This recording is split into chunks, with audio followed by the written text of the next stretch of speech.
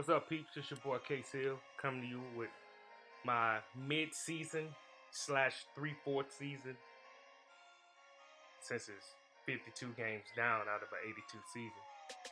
NBA awards. Don't want to be here long, but I'll just go through the list real quick. Starting with my MVP. I know a lot of people have been on that James Harden train. I think what he's done is impressive, but I think at some point the season has transitioned to him being about that 30-point streak. Like I said, it's impressive, but I could probably name a number of guys that could have had the same streak if it was a focus. Right now, it seems like that streak is a focus for James. He's becoming more and more inefficient as the streak progresses. Houston is not necessarily winning the way that they should as well, and I think that's because he's MVP chasing. And for that, I'm not trying to be a hater, but he's not my MVP so far. Now, things can change. These are the mid-season awards, but my MVP is Giannis, the Greek Freak, Antetokounmpo, averaging 27 points, 12 rebounds, 6 assists on the number one team in the East. That's a big deal. And the reason why I chose him over Harden and over Paul George is because if you take that team, if you take Giannis off that team, they probably don't make the playoffs in the East. Now, if you take James Harden off the Rockets with a healthy Chris Paul or Clint Capella, Rockets still probably make a playoff push in the West. Same goes for PG-13 with Russ. Russ has had this team in the playoffs by himself. And with the emergence of Dennis Schroeder, I think that team can go to the playoffs without Paul George. Now, with that being said, they're all balling. But for me, the most valuable player in the NBA is the Greek Freak. My defensive player of the year, I got to go with PG-13. Not only is he balling on the offensive end, but he is taking on the toughest assignments on the wing of the opposing teams, and he's balling. He's not.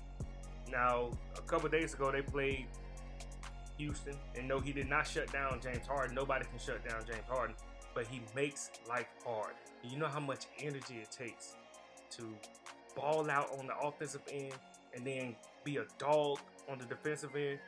And for that, he has my defensive player of the year, and narrowly beating out Gobert out of Utah and Kawhi Leonard.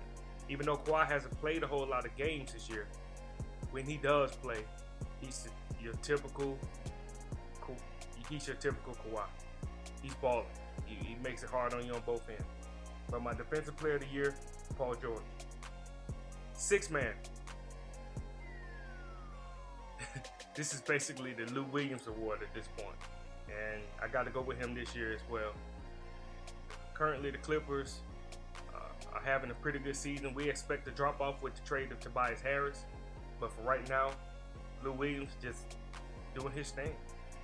Typical, just getting buckets. 19 points off the bench. When you see Lou Williams check into the game, opposing teams cringe. And I don't know who else causes that effect from the bench.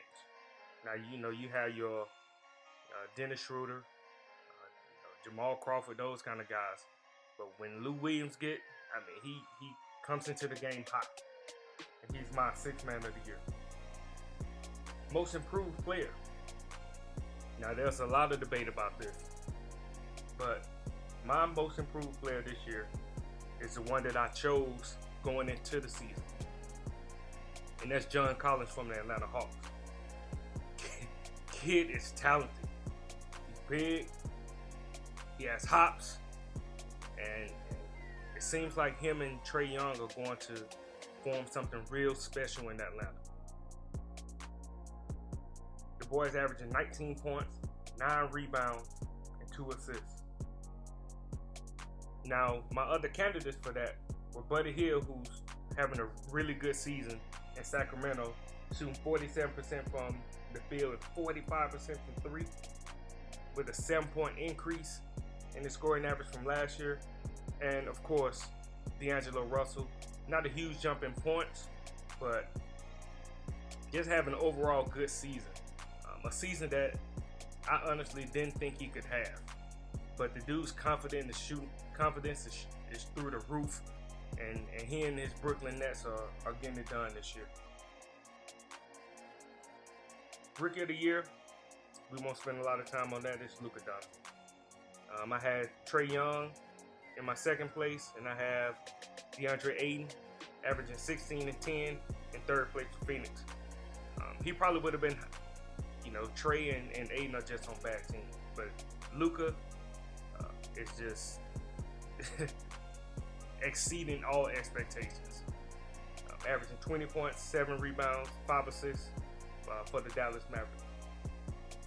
My coach of the year has to be Kenny Atkinson, and that's because the Brooklyn Nets are in the playoffs. Who thought we would be saying that this year? The Brooklyn Nets are in the playoffs. That is such a huge deal.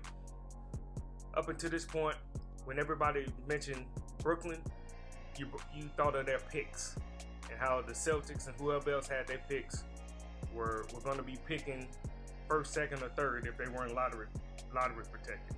But this year, the Brooklyn pick does not mean as much as we all thought it would. Now, especially with D'Angelo Russell has missed games. Karis LeVert, who was having a breakout season this year, missed a large chunk and has come back from that gruesome injury. Wow. And Spencer Dinwiddie has missed games this year. And the Nets are still in the playoff picture. So that is a big deal. Kenny Atkinson is coaching his butt off. Now, second place for me was Mike Budenholzer for the Bucks. They're having a pretty good year. And the Kings, Dave Yeager. Sacramento Kings having a really good year as well. But my coach of the year is Kenny Atkinson from Brooklyn. My exec of the year is hands down Elton Brand. Elton Brand has only been in the job. I don't even know if he's been in the job a full year yet. But Elton Brand is killing it. Bringing in Jimmy Butler, and then the Tobias Harris trade, picking up Simmons as well. The 76ers have gone from a nice story with 2 young up-and-coming stars with Joel Embiid and Ben Simmons to being the favorite in my mind to come out of the East. They got the best starting 5. Now I know the Celtics are bad boys as well, but for my money, if I had to bet a paycheck right now, I would bet that the 76ers will come out of the East. Which leads me to, no, I won't go there. My comeback player of the year, D Rose. D Rose arguably could have made the All-Star game this year. He didn't, but he has been balling up in Minnesota. And my boy Karis LeVert. Karis LeVert. Matter of fact, I'm giving that to Karis LeVert. For him to return in season from the injury that he had, that takes a lot of toughness. Shows you how hard he works. Shows you how he takes care of his body. Karis LeVert coming back from an injury that could have arguably ended his career is such a big deal. He's my comeback player of the year so far, just from coming back from that injury. Not his numbers. He was having a breakout season before that, but he's my comeback player of the year. Now, I also have a category of biggest disappointments. My first one is Brad Stevens. Brad Stevens is one of the greatest coaches on the planet. I believe that. But I think he has allowed his heart to take over. He's playing Gordon Hayward too many minutes. Jaylen Brown deserves those minutes. I think Jaylen Brown can be better than Gordon Hayward. His offense is still progressing, but what he brings to the table defensively cannot be denied. And for that matter, I think Gordon Hayward should come off the bench. He's a great coach, but the greatest coaches, the Phil Jacksons, the Greg Popoviches, they are allowed. Not only are they good, well, Phil is not a big X's and O's guy, Pop is, but not only does he have to have his X's and O's down pat, he has to be able to massage all the personalities that he had. The success that those guys, the Roziers and the Browns and the Tatums had last year, he has to massage those egos and find the right minutes. I think he plays Smart too many minutes, and I like Marcus Smart, but I expected Brad Stevens to do a better job of juggling personalities to go along with his X's and O's of greatness. The biggest disappointment I've had for the NBA so far is Magic Johnson. He brought in LeBron James, and that's it. He let New Orleans completely play him, get the best of him. Now, Dale Demps has since been fired, and rightfully so in my opinion. Dale Demps was not a good GM, but he had Magic in his butt all the way in the street, butt naked, over trying to get this Anthony Davis. Magic has been impatient. He's been too anxious. He's been obviously tampering, and he's done an overall sloppy job of trying to improve the roster since bringing on LeBron. I think Luke Walton is under unnecessary scrutiny because of Magic. He should just let Luke do his thing. I know he didn't hire Luke, but let Luke do his thing and just be patient. You weren't winning a championship this year anyway, Magic, so just chill out. Make the changes when the timing is right. I understand LeBron is at the end of his career, but Magic is my biggest disappointment from the executive side for the NBA. And John Wall. John Wall came into the season out of shape, hurt himself, then popped his Achilles, doing God knows what in his house. John Wall has been a disappointment. And the biggest disappointment of everything dealing with John Wall is his contract. John Wall will miss the first year of a contract that is going to pay him $171 million over the next 4 years. Now you're talking about a speed guy on a hurt Achilles.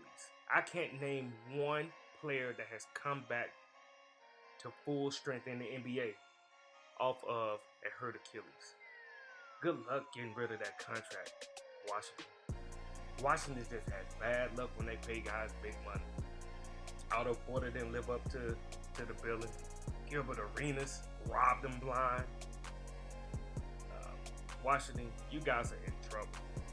I don't know where you go from here, but you have hamstrung yourself with the John Wall contract.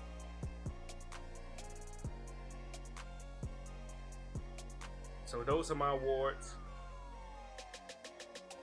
Here are my boy Samorian Ford, one of the biggest contributors to what we like to call the barbershop on our chat group. Let you check out what he has. Can't argue any of his picks. For one of the most knowledgeable NBA fans I know on this planet. And there we have it. Also check out my boy Nate Hansey pick. Real knowledgeable NBA fan from the boot, Louisiana. Always giving you a different perspective than the norm when it comes to NBA talk. Can't go against any of his picks either.